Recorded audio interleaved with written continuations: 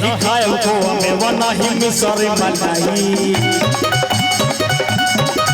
नहीं खाए खोआ मेवा नहीं मिसरी मलाई नहीं खाए खोआ मेवा नहीं मिसरी मलाई पहले भारिया तपीस के लिया दाना के मम्मी के मम्मी अब सता और भाग पिया के मम्मी अब सता और भाग पिया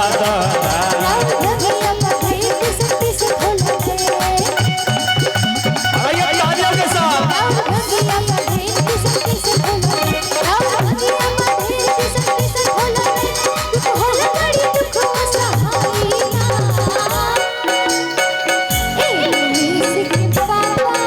अरे बोला ना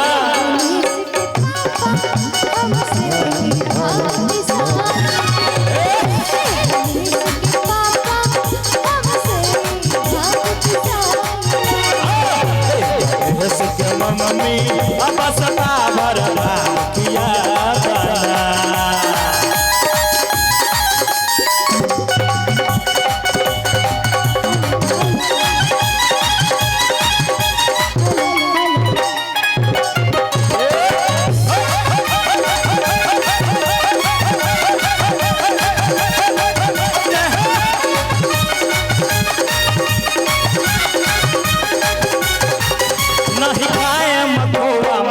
नहीं चितवा से भंगिया के स्वाद बिसरी बुझला ना नहीं खाए मकोवा मलाई बिसरी नहीं चितवा से भंगिया के स्वाद बिसरी सुन मतिया हमारे न भाव देवे ना सुन मतिया हमारे न भाव देवे ना हमरा सामने से चलती हटा दीना के मम्मी बोले शंकर भगवान की मैया पार्वती की हर हर ये पूरी मस्ती के साथ दोनों हाथ ऊपर करके लंबे हाथ ऊपर और पूरी मस्ती के साथ कहना है क्या सत्य मम्मी के मम्मी अब सता और भाग किया मम्मी अब सता भर भाग किया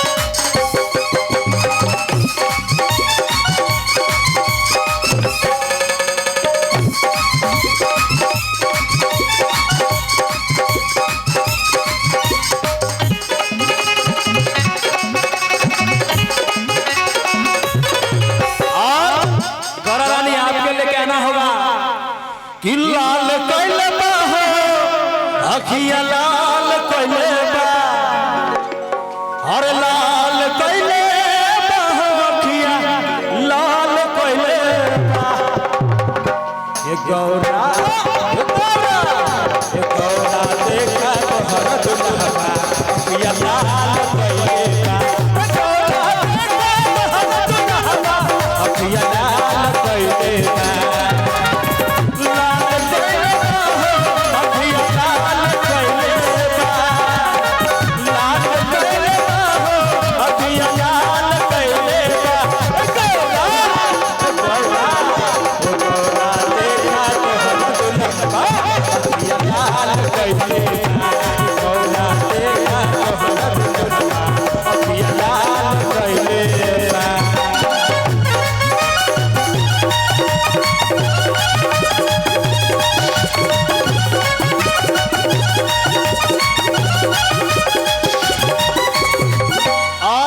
मैं देख रहा हूं कि बड़ी परेशानी में नजर आ रही है गौरा माता, तो इनके लिए कहना होगा कि अच्छा भंगिया न देवो तो काचा मन, अच्छा भंगिया न देवो तो काचा मन, कम मेहनत के ताई जल्दी कर हो तो हवा चिलम लेके आवा मारी दा, हो तो हवा चिलम लेके आवा मारी दा, बस चार चिलम बस चार चिलम भर के थमातीना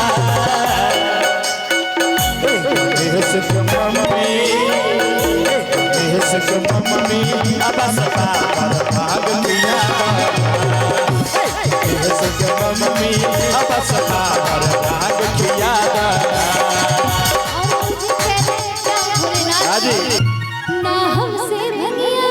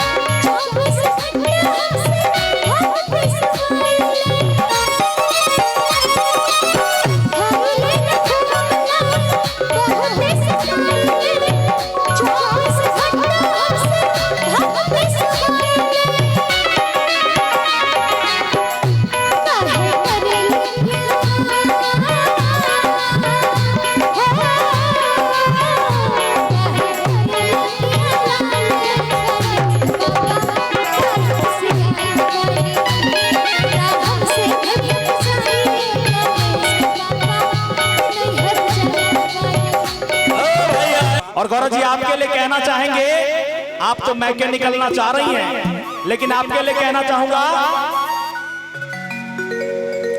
कि तू मैके चली जाएगी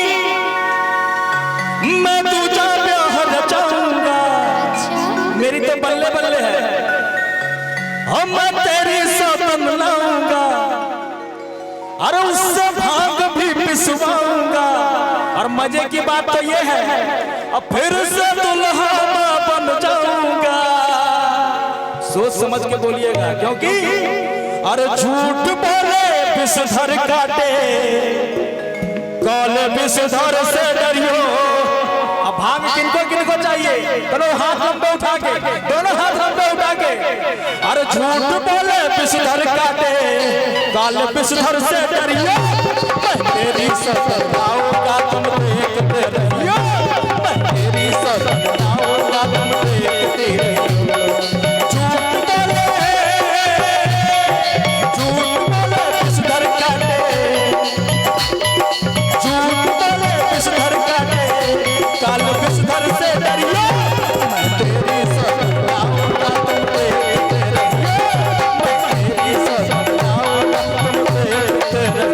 मैं भी कहना चाहूंगी, एकदम कहिए।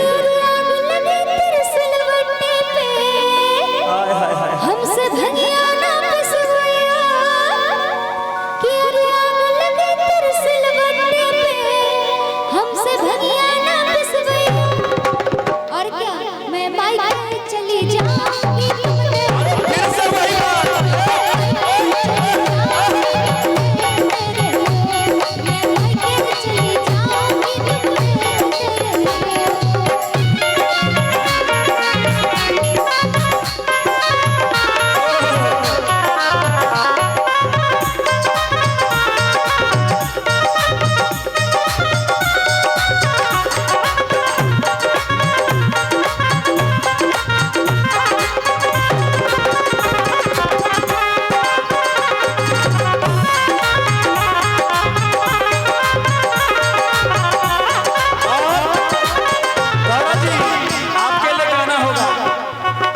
झूठ नहीं बोलना, झूठ नहीं बोलना, हो यारा सच कहना।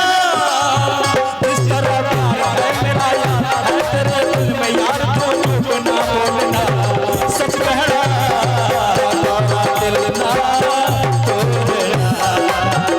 सच कहना, तोरा दिल ना तोड़ना।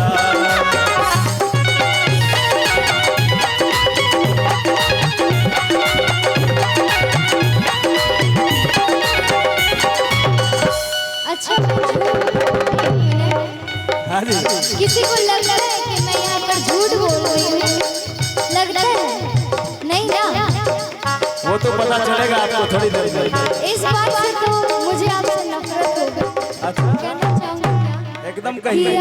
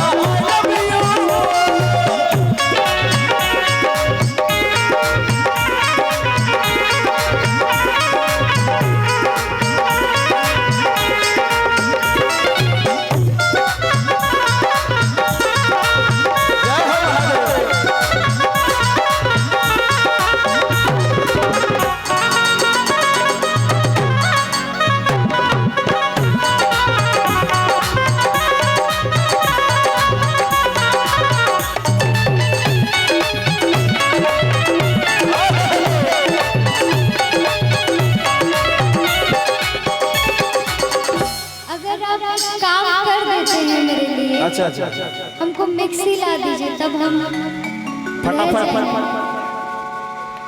जी जी बिल्कुल बिल्कुल बिल्कुल, सबों की फरमाइश पूरी की जाएगी। ला दीजिएगा ना मिक्सी। विचार करेंगे, थोड़ा सा देखिए ना, हमारे पप्पू भैया लोग इधर, हमारे प्रमुख साहब सब, थोड़ा सा अगर दक्षिणा और मिल जाए ना, तब फिर आपका मिक्सी आने का जुगाड़ हो सकता है। चलिए थोड़ा सा कम रहा, मात्र 2000 रुपया कमिए रहा।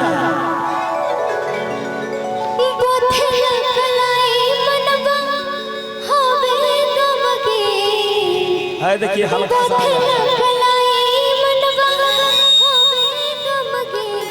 मंगवाते भोला जी, मंगवाते भोला भैया पैसे के बरसी, मंगवाते भोला भैया पैसे के बरसी, मंगवाते भोला भैया पैसे के बरसी। माथे न खलाई मनवा होवे नमली, माथे न खलाई मनवा होवे नमली, मंगवाते भोला जी, मंगवाते भोला भैया पैसे के बरसी। मंगवाते भोला भैया पैसे के बरसी, मंगवाते भोला भैया पैसे के बरसी। और गौरव जी आपके लिए कहना होगा, इधर हमारे लालटू यादव जी की तरफ से भी 51 रुपए का उपहार आया है। बहुत बहुत धन्यवाद हमारे बड़े भैया को। और कहना होगा, मौसम है सुहाना, मौसम है सुहाना, जीना लगे गौरा नहीं जाना, जीना लगे गौरा नहीं जाना, जीना लगे दिल को है समझाना, जीना लगे दिल को है समझाना, जीना लगे गौरा जीना लगे गौरा मन माना, जीना लगे।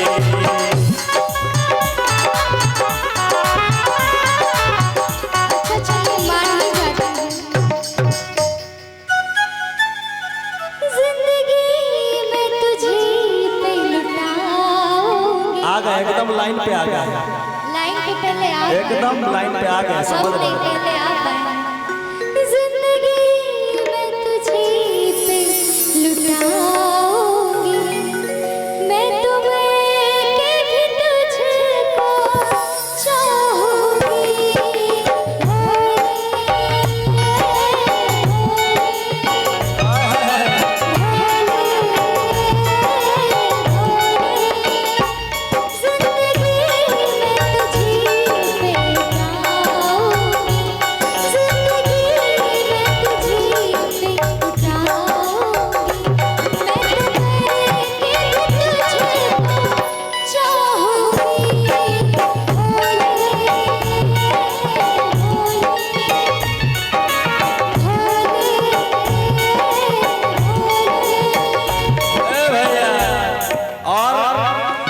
एक बात कहना चाहूंगा गौरव जी आपके लिए, जब आप जगह पर आ गई तो आपके लिए कुछ ना कुछ कहना होगा कि मौसम आते जाते रहेंगे, सावन फागुन आते रहेंगे, प्यार भरे दिन प्यार में डूबे, प्यार के नगमे गाते रहेंगे। इस मौसम से उस मौसम तक, उस आलम से उस आलम तक दूर न होंगे, जन्म जन्म तक छोड़ेंगे न तेरा साथ गौरा मन पे